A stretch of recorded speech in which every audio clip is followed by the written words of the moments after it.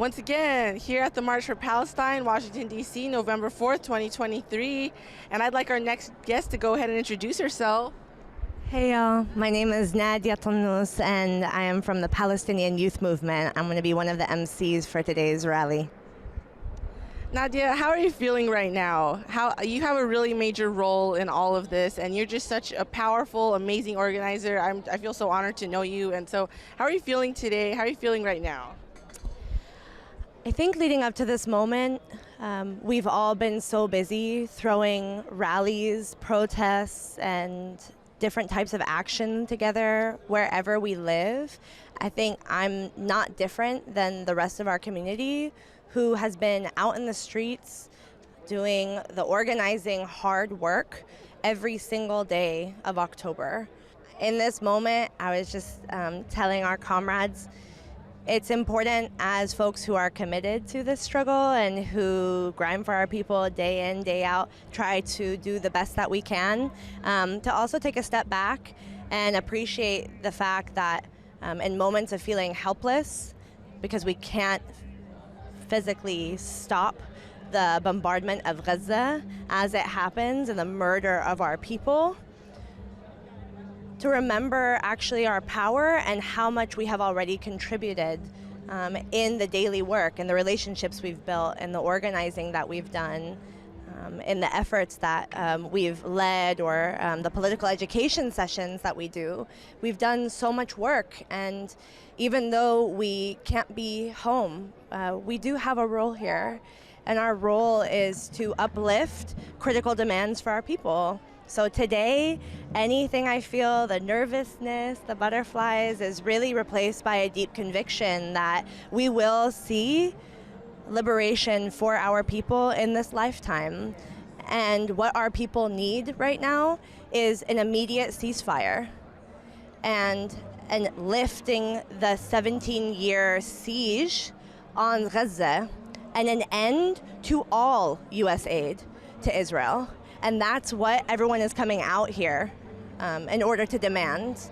And we know that everywhere around the world, our people are watching. And the beautiful thing is, we have y'all with us. It's not just us as Palestinians or Arabs. We have our comrades. We have so many friends and relatives who have come from different movements to stand with our people and to make those demands. And it means the world that y'all have come, chosen to come here with so many other people in order to make our voices loud and clear that we are against the genocide of the Palestinians in Gaza. We're against the mass imprisonment of our people across the West Bank and 48 territories, and that this is not happening in silence. We know exactly where the people in power are, who can make ceasefire possible, and we're right here in their backyard. Thank you. Powerful. Got me emotional already. So today is obviously going to be a historic day. Some are saying this is going to be one of the biggest protests in U.S. history, certainly one of the biggest pro-Palestine protests ever in U.S. history. So what are some of your expectations for today, right? It feels like, how do you see the world changing after today? I hope that it will be a pivotal moment. We can remember this conversation and this moment before, and I hope, inshallah, that we'll look back and remember how we all came out here as the largest rally or demonstration for Palestine in so-called U.S. history, and also, inshallah, as one of the largest demonstrations of people power here. I hope that this moment will show us our demands and that the people here will listen, not because they want to, but because they have to. And we're also here with the exact same politics that we hold and the same principles that we hold consistently throughout our organizing, which is that the United States has no moral authority. It is rotten to the core. The wealth that has been accrued by this nation at the heart of the Western imperialist onslaught against Gaza comes from stolen land from indigenous people and stolen wealth from enslaved black people, and from the continual deferral of justice for many people who live here. And so we know fundamentally that this is the heart of empire. And we're here making these demands because the moment necessitates it. And we know, inshallah, I hope we'll see, that lots of other people also believe that. Absolutely. This is, over these past few weeks, we've seen historic, massive demonstrations all over the world. And, now this is our time to show up as people who are living in the belly of the beast, right? So I guess I'm wanting to get some of your thoughts on, this revolutionary optimism that I know you and I hold really dear. And, what are some words you have for people anywhere in the world who find themselves heartbroken and questioning themselves and questioning the current moment, right? How can we help instill that revolutionary optimism into our people? Yeah, I appreciate this question because it requires an acknowledgement that most of us are here. I think all of us are here in a deep state of mourning. This month has been one of the hardest of my entire life. And that is a collective feeling, I know, for the elders in our community and the young people. Revolutionary optimism comes from a discipline that you wake up in the morning and you go to sleep at night, and in between those times you try your best. You commit yourself to organizing, to finding different avenues to get our communities and our people engaged in this. When the media is giving mass cover and the US is giving political and diplomatic cover for the genocide of our people, as they have for the past 75 years, but especially now, it's important for us to not give in to the hopelessness, but instead to understand and to remember that our people need us in this moment. We will never abandon our people. Not for anything.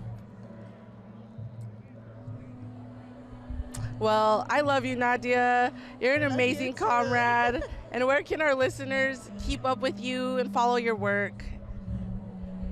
I am part of an incredible collective of young Palestinian and Arab organizers from the Palestinian Youth Movement.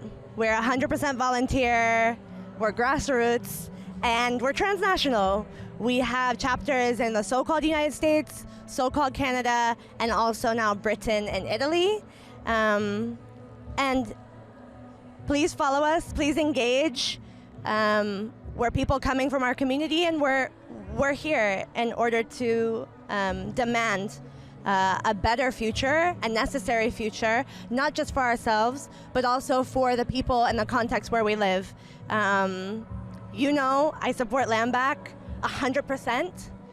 I support justice for indigenous peoples of these lands and everywhere. And I hope, inshallah, that when we as Palestinians achieve our freedom and liberation, that it will be another milestone for indigenous liberation across the world, and especially in the heart of empire. It's an honor to organize with you all and to call you all friends and relatives. It really, it means the world.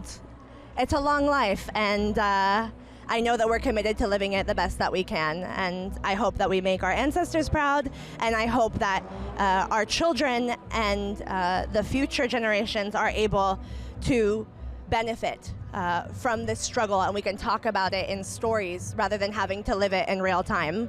And I do believe that's possible for all of us. Well, thank you so much for your profound words and your wisdom.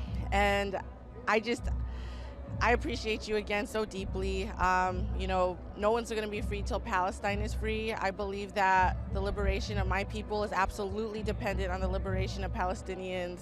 So with that, is there anything else you want to say? Don't give up, no matter the odds. You're never alone. You can always be courageous. And revolutionary optimism, some people would also call that faith.